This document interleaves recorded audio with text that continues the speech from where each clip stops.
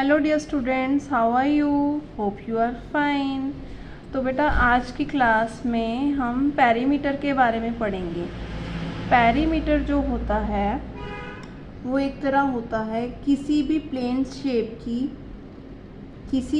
Shape चाहे वो square हो, चाहे वो ट्रायंगल हो, चाहे वो रेक्टेंगल हो, उसकी जो बाउंड्री होती है, जैसे कि 4 साइड्स हैं रेक्टेंगल की या स्क्वायर की 4 साइड्स हैं, उन सबको जोड़ के ऐड करके जो मेजरमेंट आता है उसको पेरीमीटर बोलते हैं। ठीक है, जैसे ये स्क्वायर है, मान लो इस स्क्वायर की यहाँ पे 2 सेंटीमीटर है, ये भी 2 सेंटीमीटर, क्योंकि स्क्वायर की सारी साइड्स इक्वल होती हैं।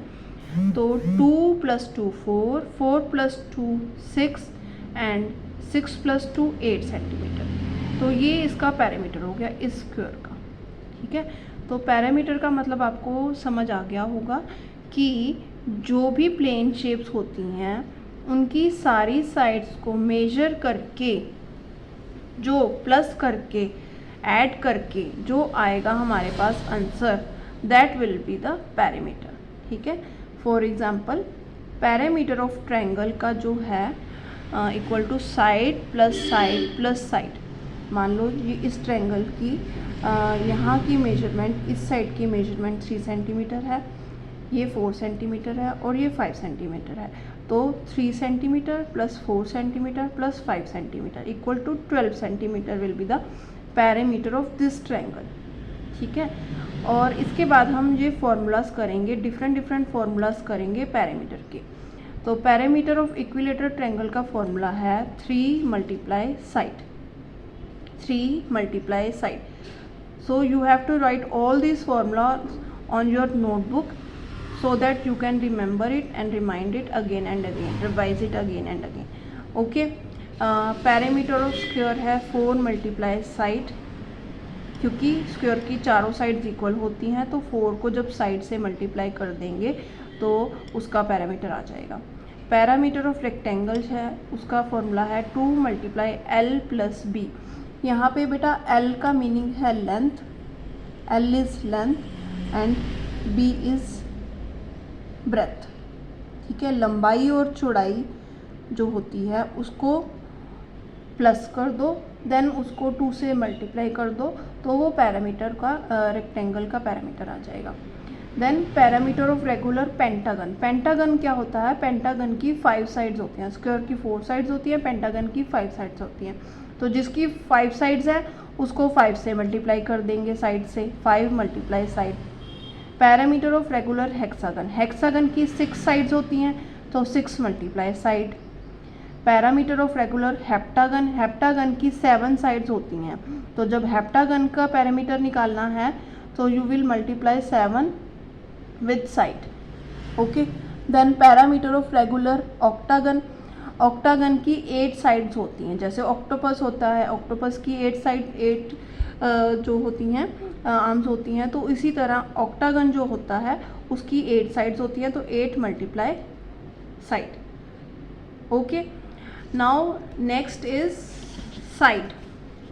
जब हमें साइड पता करना हो, उन्होंने क्वेश्चन में दिया हो find out the side of triangle या स्क्वायर या पेंटागन या हेक्सागन या हेप्टागन या ऑक्टागन, जब इनकी हमने साइड्स निकालनी है और पैरामीटर हमें दिया हुआ है, तो हमें पैरामीटर को डिवाइड करना होगा। हमने यहाँ पे पैरामीटर निकालने के लिए मल्टीप्लाई किया था, 4 × side, 5 × side, 6 × side, 7 × side, 8 × side. Now to find out the side, जब हमने साइड निकालनी है तो उसके लिए हमें, जैसे side of equilateral triangle, equilateral triangle वो होता है जिसकी तीनों साइड्स इक्वल होंगी। ऐसा ट्रायंगल जिसकी तीनों साइड्स इक्वल होंगी उसको इक्विलेटरल ट्रायंगल बोलते हैं। तो उसकी साइड निकालने के लिए फॉर्मूला है parameter divide by 3। Side of square निकालने के लिए पैरामीटर डिवाइड बाय 4, क्योंकि स्क्वायर की 4 साइड्स होंगी। तो जब पैरामीटर निकालना था हमने, तो हमने 4 को मल्टीप्लाई किया था साइड से, लेकिन जब हमने साइड निकालनी है so we have to divide the parameter with 4। Side of pentagon निकालना है तो पैरामीटर को डिवाइड करेंगे 5 से। साइड ऑफ हेक्सागन निकालना है तो पैरामीटर को डिवाइड करेंगे 6 से। साइड ऑफ हेप्टागन निकालना है तो पैरामीटर को डिवाइड करेंगे 7 से। और साइड ऑफ ऑक्टागन निकालना है तो पैरामीटर को डिवाइड करेंगे 8 से। ठीक है, तो जो बेटा पैरामीटर का इंटरेस्टिंग सा स्टोरी सम होता है, जो ज़्यादातर हर क्लास में 5th to 7th क्लास में होता है, वो स्टोरी सम हम एक कर लेते हैं। जैसे ये एक फील्ड है, रेक्टेंगुलर फील्ड है, ठीक है।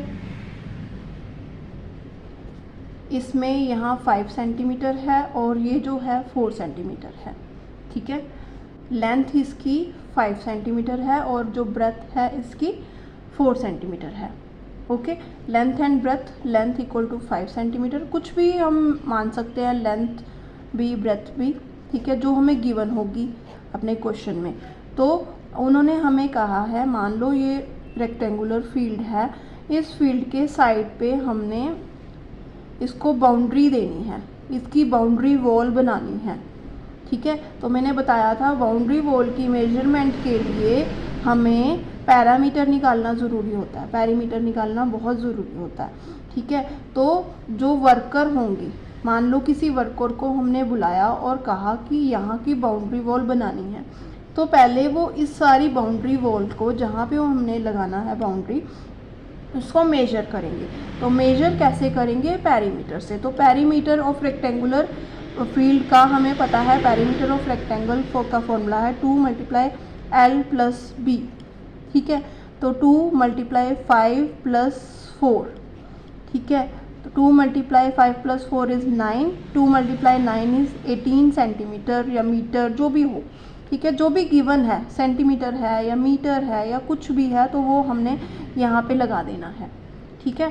तो ये पैरामीटर निकल गया। तो अब हमें वो बताएगा कि ये हमारा जो फील्ड है उसका पैरीमीटर है वो इतनी बाउंड्री वॉल है, ये इतनी बड़ी बाउंड्री वॉल हमने बनानी है 18 सेंटीमीटर, ठीक है। तो वो हमें कॉस्ट बताएगा कि इसको कॉस्ट, इसकी जो पर मीटर कॉस्ट कितनी है। तो मान लो इसकी वो बोल रहा है, जो वर्कर है ये बोल रहा है कि इसकी पर मीटर कॉस्ट जो आएगी 2 रुपीज़ है या 20 रुपीज़ है या 30 रुपीज़ है। तो पर मीटर कॉस्ट निकालने के लिए, कॉस्ट जैसे पर मीटर कॉस्ट निकालने के लिए ये बताती है कि पर मीटर कॉस्ट ये है, लेकिन टोटल कॉस्ट निकालनी है तो कॉस्ट ऑफ फेंसिंग, ज़्यादातर ये कॉस्ट ऑफ फेंसिंग वाले क्वेश्चन हर क्लास में होंगे, 5th to 6th 7th तक तो होते ही होते हैं, अगली क्लासेस में भी होते हैं। तो कॉस्ट ऑफ फेंसिंग निकालने के लिए क्या करना है, 18 को 20 से मल्टीप्लाई कर देंगे, ठीक है। देन आंसर विल बी 360, जो भी होगा रुपीज़ है या जो भी है वो हमें एग्जैक्ट हमें बता देंगे कि इतने आपके रुपीज़ लगेंगे। Clear to you? ठीक है, ओके। तो इस तरीके से आपको सारे क्वेश्चंस वगैरह करने हैं और हम नेक्स्ट वीडियो में एरिया करेंगे, ठीक है। Okay then, bye.